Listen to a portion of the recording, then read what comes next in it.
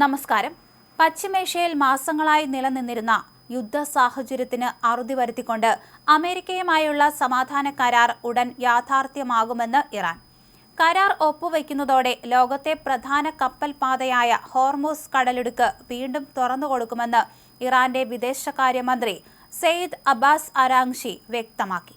ഇറാന് മേലുള്ള നാവിക ഉപരോധം അമേരിക്ക പിൻവലിക്കുമെന്നാണ് കരാറിലെ പ്രധാന ധാരണ. എന്നാൽ ഇറാന്റെ ആണവ പദ്ധതികളെക്കുറിച്ചുള്ള കൂടുതൽ ചർച്ചകൾ അടുത്ത ഘട്ടത്തിൽ മാത്രമേ ഉണ്ടാകൂ എന്നും അദ്ദേഹം അറിയിച്ചു. ചർച്ചകളുടെയും കരാറിന്റെയും ചില സുപ്രധാന വിശദാംശങ്ങൾ അമേരിക്കൻ ഉദ്യോഗസ്ഥരും ഔദ്യോഗികമായി സ്ഥിരീകരിച്ചിട്ടുണ്ട്. എന്നാൽ ഇറാൻ തങ്ങളുടെ വാഗ്ദാനങ്ങൾ പൂർണ്ണമായി പാലിച്ചാൽ മാത്രമേ സാമ്പത്തിക ഉപരോധങ്ങൾ നീക്കുന്നത് ഉൾപ്പെടെയുള്ള ആനുകൂല്യങ്ങൾ ലഭ്യമാക്കൂ എന്നാണ് അമേരിക്കൻ ഭരണകൂടത്തിന്റെ നിലപാട്. പരസ്പര വിശ്വാസത്തേക്കാൾ ഇരു രാജ്യങ്ങളും കരാറിലെ വ്യവസ്ഥകൾ എത്രത്തോളം പ്രായോഗികമായി നടപ്പിലാക്കുന്നു എന്നതിനെ ആശ്രയിച്ചായിരിക്കും വരും ദിവസങ്ങളിലെ നയതന്ത്ര നീക്കങ്ങൾ. കഴിഞ്ഞ ഫെബ്രുവരി 28-ന് ഇറാന് നേരെ അമേരിക്കയും ഇസ്രായേലും സംയുക്തമായി നടത്തിയ ശക്തമായ ആക്രമണത്തോടെയാണ് മേഖലയിൽ യുദ്ധം പൊട്ടിപ്പുറപ്പെട്ടത്. ഇതിന് തിരിച്ചടിയായി ഗൾഫ് രാജ്യങ്ങളിലെ അമേരിക്കൻ സൈനിക കേന്ദ്രങ്ങൾക്കു നേരെ ഇറാൻ പരമ്പരയായി മിസൈൽ ആക്രമണം നടത്തുകയും ലോകത്തിന്റെ പ്രധാന ഇന്ധനപാതയായ ഹോർമൂസ് കടലിടുക്ക് അടയ്ക്കുകയും ചെയ്തു. ഇതോടെ അന്താരാഷ്ട്ര വിപണിയിൽ വലിയ സാമ്പത്തിക പ്രതിസന്ധിയാണ് രൂപപ്പെട്ടത്. മേഖലയിലെ കടുത്ത സംഘർഷം ലഘൂകരിക്കുന്നതിനായി കഴിഞ്ഞ ഏപ്രിലിൽ ഇരുവിഭാഗവും വെടിനിർത്തൽ പ്രഖ്യാപിച്ചിരുന്നു. എങ്കിലും അമേരിക്കയും ഇറാനും തമ്മിൽ ഇടവിട്ടുള്ള ആക്രമണങ്ങൾ തുടർന്നിരുന്നു. ഈ ആഴ്ചയും ഇരുപക്ഷവും പരസ്പരം ശക്തമായ രീതിയിൽ തിരിച്ചടികൾ നടത്തിയിരുന്നു. ഈ പശ്ചാത്തലത്തിലാണ് ഇപ്പോൾ യുദ്ധത്തിന് അറുതി വരുത്താൻ പോകുന്ന തരത്തിലുള്ള നിർണായക സമാധാന ഉടമ്പടിയിലേക്ക് ഇരു രാജ്യങ്ങളും എത്തിയെന്നത് ശ്രദ്ധേയമാണ്. കഴിഞ്ഞ ദിവസം ഇറാനിലെ പ്രധാന സൈനിക കേന്ദ്രങ്ങളിലേക്ക് നടത്താനിരുന്ന വൻ വ്യോമാക്രമണം US പ്രസിഡന്റ് ഡൊണാൾഡ് ട്രംപ് അവസാന നിമിഷം റദ്ദാക്കിയിരുന്നു. ഇരു രാജ്യങ്ങളും തമ്മിൽ ഉന്നത തലത്തിൽ മികച്ചൊരു ധാരണയിലെത്തിയതിനാലാണ് ആക്രമണത്തിൽ നിന്നും ബോംബിംഗിൽ നിന്നും പിന്തിരിഞ്ഞതെന്ന് ട്രംപ് വ്യക്തമാക്കിയിരുന്നു.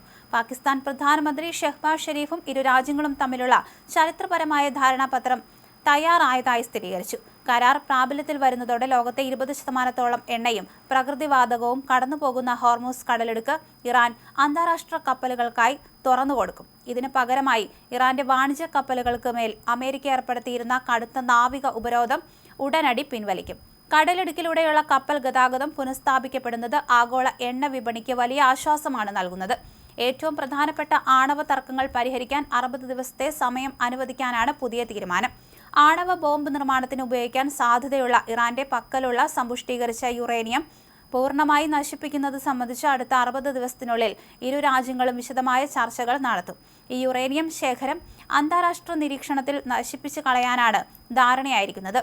ഇറാൻ മുൻകൂറായി വലിയ തുകയോ സാമ്പത്തിക പാക്കേജുകളോ ഒന്നും തന്നെ ഈ ഘട്ടത്തിൽ ആവശ്യപ്പെട്ടിട്ടില്ലെന്നാണ് സൂചന.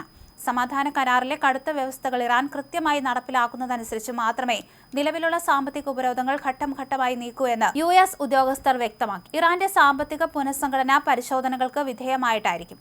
മേഖലയിലെ സമാധാനത്തിന് ഇറാൻ ചില തന്ത്രപരമായ വിട്ടുവീഴ്ചകൾക്ക് തയ്യാറായിട്ടുണ്ട്.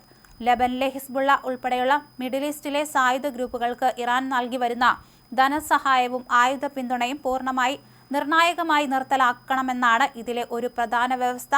പ്രാദേശികമായ പ്രോക്സി യുദ്ധങ്ങൾ അവസാനിപ്പിക്കാൻ ഈ തീരുമാനം കാരണമാകുമെന്നാണ് കരുതപ്പെടുന്നത്. സമാധാന കരാറിന്റെ വ്യവസ്ഥകളിൽ ഇറാന്റെ പരമോന്നത സുരക്ഷാ സമിതിയിൽ നിലവിൽ അനുകൂലവും പ്രതികൂലവുമായ വലിയ അഭിപ്രായങ്ങളുണ്ടെന്ന് വിദേശകാര്യമന്ത്രി പറയുകയും ചെയ്തു.